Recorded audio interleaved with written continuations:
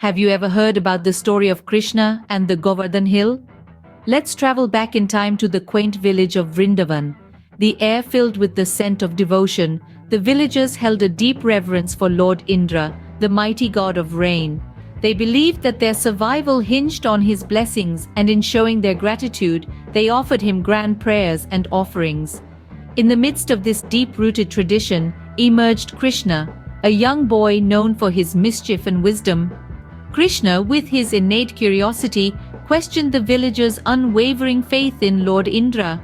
He wondered why they didn't appreciate the bounty of the Govardhan Hill, the very hill that enriched their soil, provided lush pastures for their cattle, and sustained their livelihoods.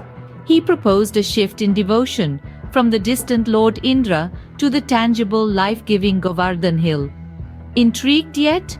Let's see what happens next when the villagers decide to heed Krishna's advice. The villagers, convinced by Krishna's logic, decide to worship the Govardhan Hill.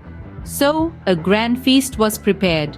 They offered their best grains, dairy, and fruits, all in reverence to the hill that nurtured their livelihoods. This shift in devotion, however, did not sit well with Lord Indra. The Lord of Rain, accustomed to annual tributes, felt slighted, his ego bruised. The absence of his ritualistic worship stirred a rage within him. In retaliation, he unleashed upon Vrindavan the most torrential rains the villagers had ever seen. The skies darkened, the winds howled, and the once serene village was now in the grip of a relentless storm. Fear gripped the hearts of the villagers. Their homes were at risk, their cattle terrified, their harvest threatened. The wrath of Lord Indra seemed insurmountable, his power unchallengeable. It seemed like all hope was lost, but remember, they had Krishna. As the villagers turned to Krishna for help, something miraculous happened.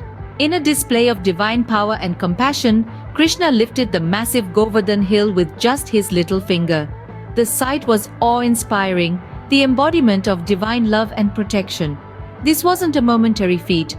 Krishna, the embodiment of strength and resolve, held the hill aloft for 7 long days and nights.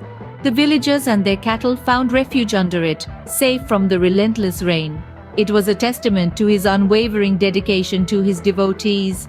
Every passing moment under the shelter of the hill reinforced the villagers' faith in Krishna.